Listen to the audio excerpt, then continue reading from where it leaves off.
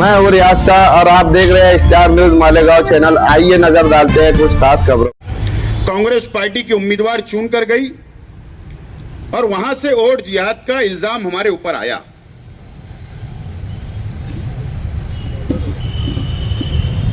और कुछ महीने पहले किरीट सुमैया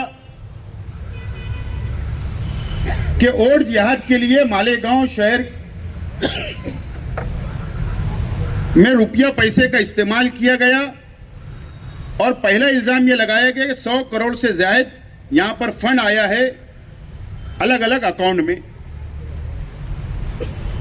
वो फिर 1100 हुआ, फिर 2200 और ना जाने आगे बढ़ रहा है। और मालेगांव को बेस बनाकर, सेंटर बनाकर बोले पूरे मुल्क के अंदर और मुल्क के बाहर यहां से पैसा गया। आप, मेरा सवाल है किरीट सुमैया से, मेरा सवाल है सरकार से,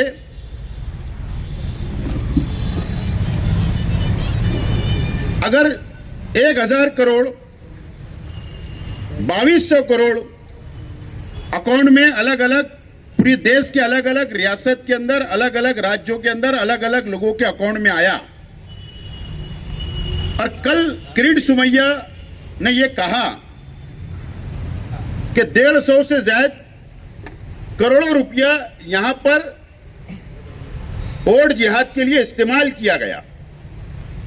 अब सवाल यह है मेरा एकदम सीधा कि किरीट सुमैया इसका जवाब दे या सरकार, मरकजी हुकूमत या रियासती हुकूमत के आला ऑफिसरान जो इसकी इंक्वायरी कर रहे हैं, जो फंड कहां से आया, वो जवाब दे। ये वोट जिहाद कैसे हो सकता है? ये वोट जिहाद कैसे हो सकता है? जिन लोगों के अकाउंट में पैसा आया वो तो हमारे हिंदू भाई है। अगर मुसलमानों के अकाउंट के अंदर पैसा आता और अगर वो इस्तेमाल होता तो हम उसको वोट जिहाद मान सकते थे कि वोट के लिए पैसा खर्चा किया गया, इलेक्शन में खर्चा किया गया। लेकिन वो तो अलग अलग हिंदू भाइयों के अकाउंट में गया, वहां विड्रॉल हुआ और ना जाने वो कहां गया। हमारा विरोध नहीं है इंक्वायरी को, इंक्वायरी होना चाहिए। अगर इतना करोड़ों रुपए का फंड अलग अलग अकाउंट में आता है तो उसकी इंक्वायरी होना चाहिए। लेकिन सिर्फ वो मालेगांव को सामने रखकर और मुसलमानों को बदनाम करना, मालेगांव शहर को बदनाम करना, यह अच्छी बात नहीं है। हमारा मानना है तो वो पैसा जो आया है वो इलेक्शन में खर्च नहीं हुआ और नहीं तो किरीट सुमैया ने और सरकार की एजेंसियों ने यह खुलासा करना चाहिए कि मालेगांव में अगर वो पैसा खर्च हुआ इलेक्शन में तो क्या शेख आसिफ ने किया? अगर शेख आसिफ ने किया है तो उसका नाम सामने लाओ। अगर शान हिंद जो उम्मीदवार थे असेंबली के, अगर उन्होंने किया तो वो बात नाम सामने लाओ। या आज के एमएलए का नाम अगर उन्होंने खर्च किया तो वो सामने लाओ। या और कांग्रेस के कैंडिडेट है, आजाद कैंडिडेट, सामने तो लाओ कि पैसा खर्च कहां हुआ। ये बात सामने नहीं लाई जा रही है। सिर्फ गुमराह करने का, मालेगांव को बदनाम करने की साजिश रची जा चुकी है और हमको बदनाम किया जा रहा है। दूसरी बात, जो कमेटी हमने बनाई, डिफेंस माइनॉरिटी डिफेंस कमेटी जो हमने बनाई, ये रोहिंग्या मुसलमान, बांग्लादेशी मुसलमान मालेगांव शहर के अंदर रहते हैं, जन्म दाखले निकालते हैं और एक तरीके से एसआईटी की स्थापना सरकार ने की, एसआईटी बनाई, इंक्वायरी चल रही है और इंक्वायरी उनको इख्तियार है हुकूमत को एसआईटी बनाने का, इंक्वायरी करने का, वो इंक्वायरी करे। लेकिन मेरा सवाल है कि एक भी रोहिंग्या बांग्लादेशी मुसलमान यहां पर मिला क्या? इसका जवाब आना चाहिए। इसका जवाब नहीं आ रहा है। सिर्फ 4000 लोग मिले, 4000 दाखले बनाए गए, इल्जाम लगाने का काम किया जा रहा है।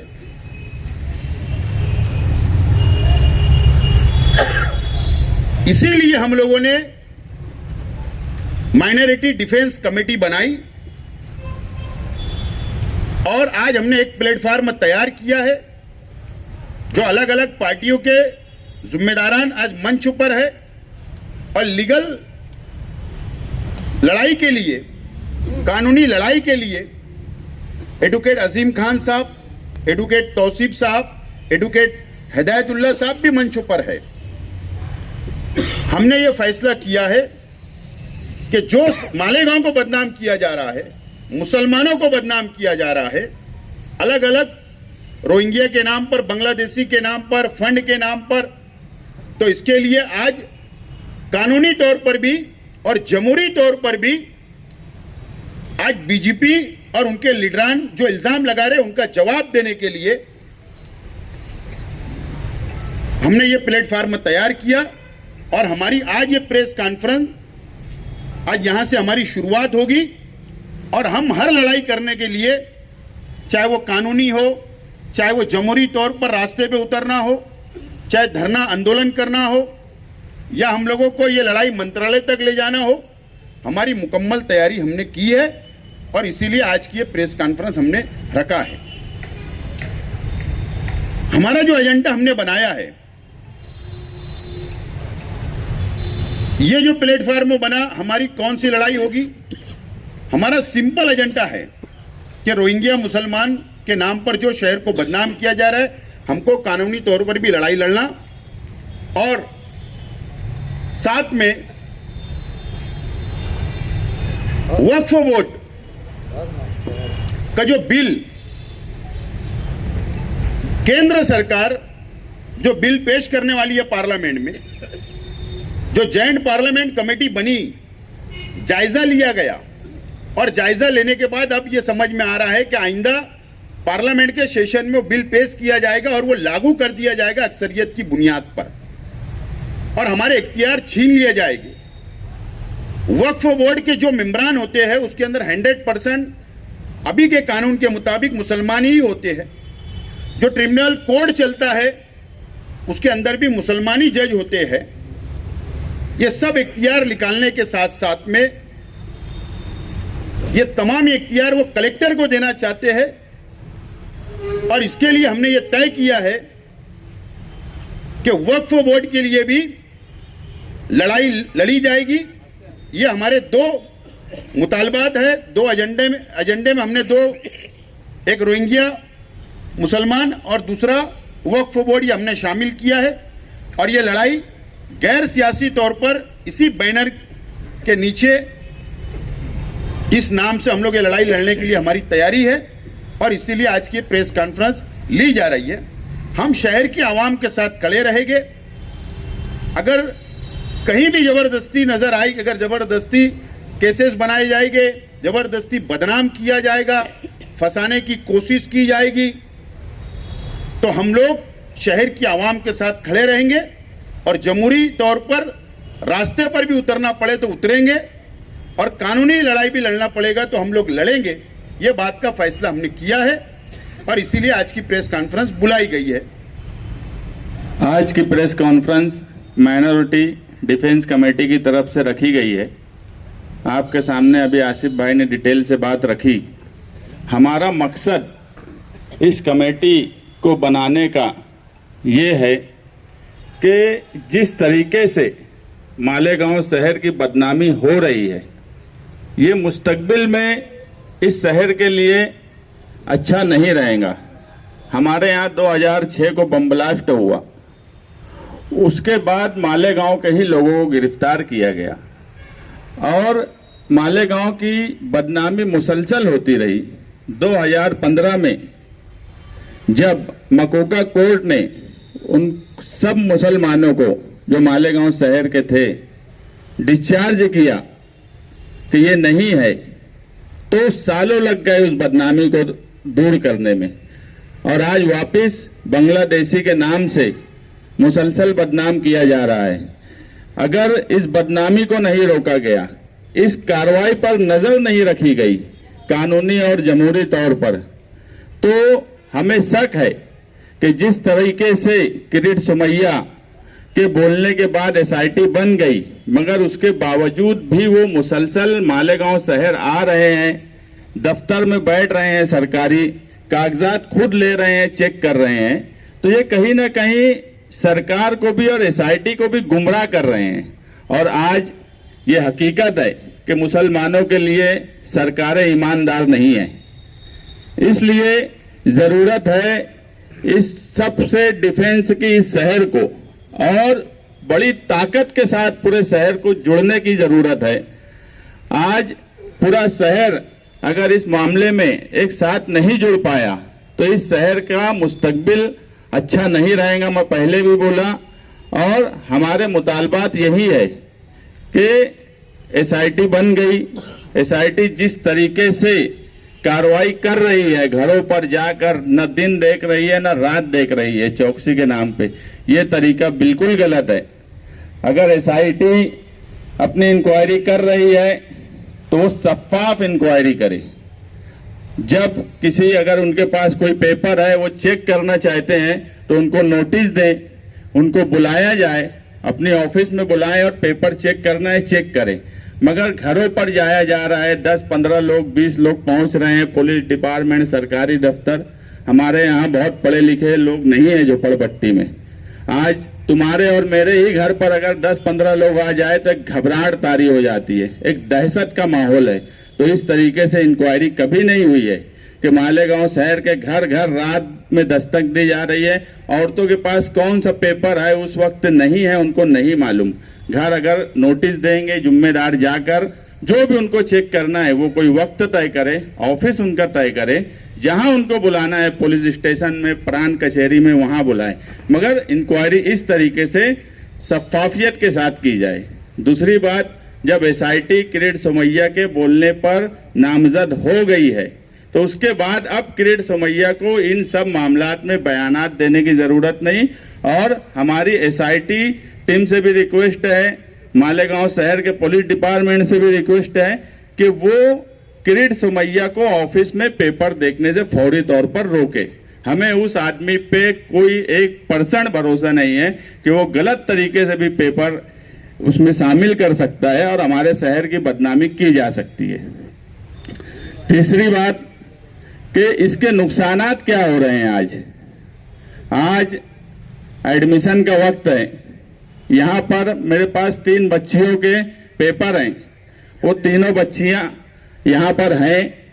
आप मुझे बताओ, राइट टू एजुकेशन है, अगर वो लोग स्थगिति दे दिए, स्टे दे दिए नए दाखिले पर, तो इन बच्चियों का जो राइट टू एजुकेशन सरकार ने कानून बनाया है, इनका नुकसान का जिम्मेदार कौन रहेगा? सरकार रहेंगी या किरीट सोमैया रहेगा, या जो लोग हिकमत अमली से चुप रहने की बात बोल रहे हैं, जिनकी जिम्मेदारी है बोलने की, वो रहेंगे?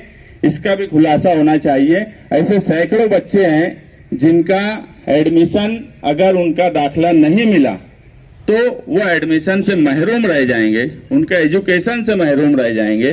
तो ऐसे तमाम ही लोगों के लिए भी हम लोग मशवरे से क्या करना है, कैसे करना है, इनका दाखिला दिलवाने की कोशिश करेंगे, क्योंकि ये इनके एजुकेशन का सवाल है, इनके मुस्तकबिल का सवाल है। और ये सब मामलात में चुप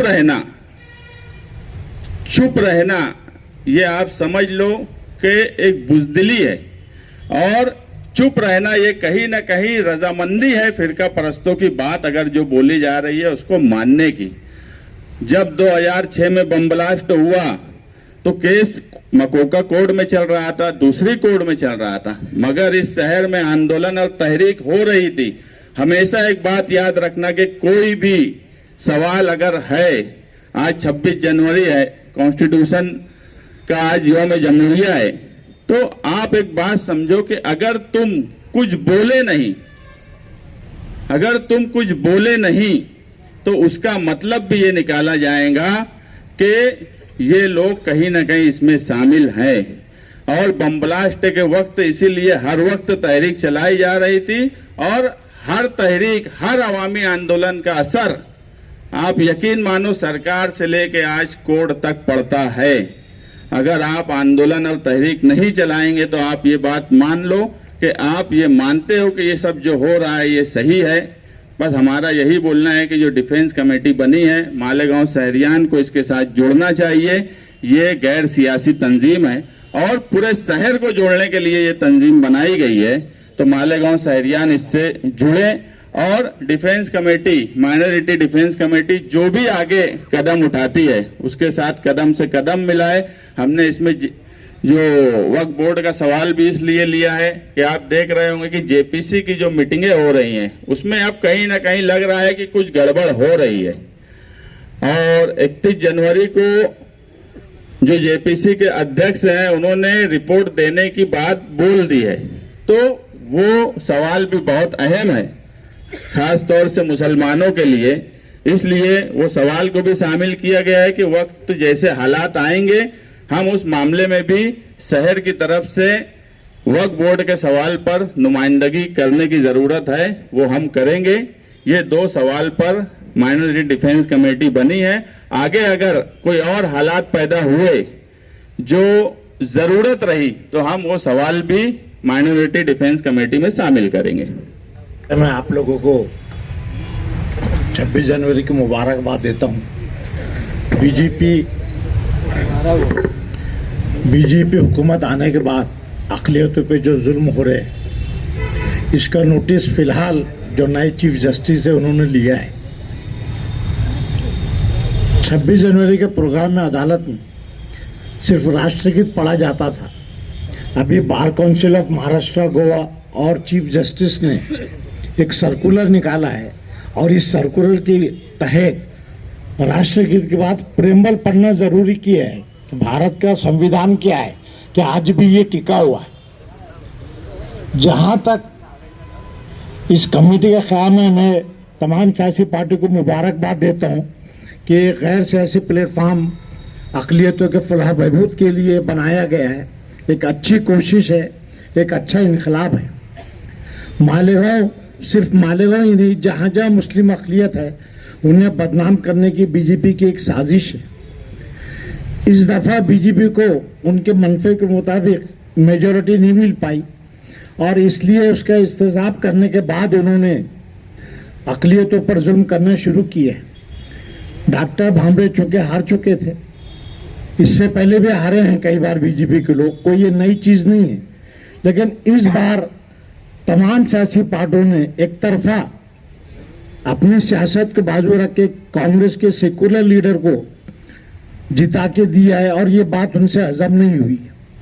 मालेगांव को हमेशा बदनाम किया गया है। कोविड के वक्त मालेगांव के मुसलमानों को बदनाम किया गया है, लेकिन यही काड़ा पूरे दुनिया में फिर उसने नाम रोशन किया है। अब बांग्लादेश और रोहिंग्या के नाम पर बदनाम किया जा रहा है। सितम ज़रीफ़ी तो देखिए कि खुद हुकूमत ने बांग्लादेश की माजूल सदर को पनाह दी है और यहाँ पे बांग्लादेशी और रोहिंग्या के नाम से कह रहे हैं।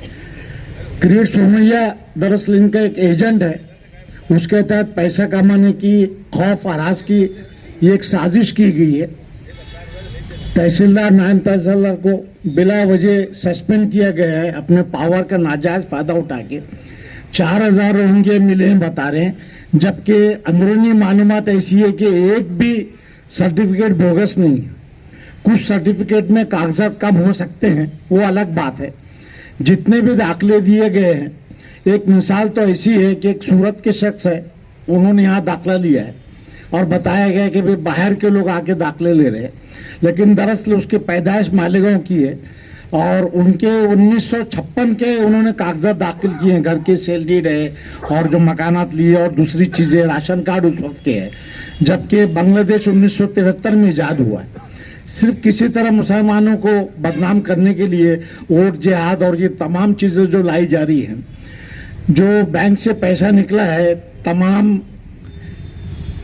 जो मुलविस बच्चे हैं वो भी, उन्हें एक तरह के कॉन्स्पिरेसी की गई, शायद कुछ रकम देखी गई और बड़े बड़े ट्रांजैक्शन किए गए, लेकिन उस ट्रांजैक्शन का और इलेक्शंस का दूर से कोई ताल्लुक नहीं, लेकिन सिर्फ वो जोड़ा जा रहा है और इल्ज़ाम लगाया जा रहा है सिर्फ इसलिए कि मालेगांव के लिए नहीं, सिल्लोड़ की भी बात आई है।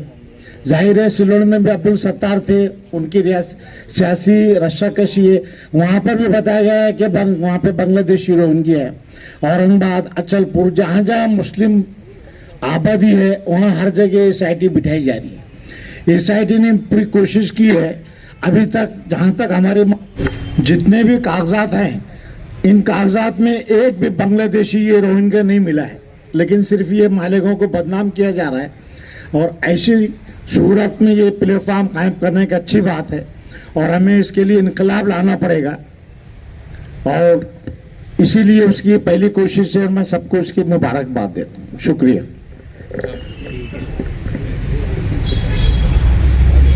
हाज़रीन, मालेगांव माइनॉरिटीज़ डिफेंस कमेटी जो बनाई गई है, हिंदुस्तानी कम्युनिस्ट पार्टी उसकी भरपूर हिमायत करती है। और मालेगांव को जो बदनाम करने का सिलसिला शुरू किया गया है, ये तो निहायत ही अफसोसनाक बात है। 2006 में भी यही हाल हुआ था, घुमा फिरा कर मालेगांव के ही लोगों को फंसाया गया। लेकिन आगे चलकर क्या हुआ, जब इस शहर में निधर्मी अखाड़ी बनाई गई निहाल साहब की क़यादत में, उस वक्त शहर के लोग और गवर्नमेंट में बैठे हुए लोग बिल्कुल यही बोलते थे, कुछ ना कुछ तो है, पुलिस इन्हें अंधी नहीं होती है, बहरी नहीं होती है, उसको कुछ ना कुछ तो मिला होगा जब तक गिरफ्तार किए हैं। लेकिन हमने कहा नहीं, ये बिल्कुल गलत है, कुछ भी तो दबाव है इसमें किसी का। और वो आखिर में जाहिर हो गया कि ये सब लोग बेकसूर निकले और उनको छोड़ा गया। यही हाल आज रोहिंग्या मुसलमान, बांग्लादेश के मुसलमान, ये सब जो लगाया जाता है, ये सिर्फ अपनी सियासी दुकान चलाने के लिए और एक तबके की वोट बटोरने के लिए ये सब किया जाता है और मुसलमानों को बदनाम किया जाता है। मैं बोलता हूँ कि मुसलमानों की इतनी बड़ी आबादी हिंदुस्तान में है, अरे भाई तुम्हारा तो शुक्रिया अदा करना चाहिए कि जो NRC तुमने निकाला ना, उससे मुसलमान बेदार हो गया। ये 4000 ना जो यहाँ बता रहे हैं ना कि जन्म दाखिला निकाला गया है, ये उन्हीं लोगों का है जो लोग कभी रखते नहीं थे अपने पास कोई रिकॉर्ड। वो अपने बाप दादा, चचा, भाई बहन, इनका निकालना शुरू किया और दिए वही है। ये 4000 क्या, अभी वो 40,000 भी हो सकता है। कहाँ आप 4000 के फिराक में पड़े हुए हैं। और मालेगांव वो बस्ती है जो रोजगार देती है। यहाँ तो दुनिया से कहीं से भी लोग आए तो क्या वो घुसपैठी है? क्यों तुम्हारी सरहदों पे तुम क्या कर रहे हो? SIT के बॉर्डर सिक्योरिटी फोर्स क्या करती है? तुम्हारा राव क्या करता है? और हम लोगों को बदनाम करते हो। पहले अपने मुंह में, अपने गिरेबान में मुंह डाल के देखो, झांक कर देखो, और फिर समझो कि क्या कर रहे हो। ये जो है सिर्फ एक तबके की वोट को इकट्ठा करना है, उनको यानी खुश करने के लिए ये सब किया जा रहा है, वरना ये इनके पास और कुछ है नहीं। और एक वक्त आएगा कि ये कहीं के नहीं रह जाएंगे, क्योंकि मुसलमानों के फिराक में जो लोग भी पढ़े उनकी ज़िंदगियां, उनकी तारीखें मिट चुकी हैं। अरे हमने हिंदुस्तान पे अगर देखा जाए तो सही मानों में 1000 साल हुकूमत की है। ये जो सिर्फ क्यों मुगलों को लेकर वो करते हो? अरे मुगलों ने क्या दिया है ये पूछना चाहते हो क्या? तो तुम्हारे यहाँ जितने फूल है ना, आधे से ज़्यादा फूल जो है वो सब बाबर ने लाया है। तुम्हारे यहाँ था क्या है? फूल गोभी और क्या था तुम्हारे पास? यही देखो, अगर हालात को समझो। और जिस दिन हम सही मानों में इस बात पे आ जाएंगे, जिस दिन भी हम इस बात पे आ जाएंगे कि अब हुकूमत को 1 मिनट भी चलने नहीं देना है, तो ये हुकूमत चल ही नहीं सकती। ये हमारे पट्टू हैं जो कि हमको बदनाम कर रहे हैं। इतना कह के मैं अपनी बात खत्म कर। इस वीडियो को लाइक करें, हमारे चैनल को सब्सक्राइब कर बेल आइकन जरूर प्रेस करें।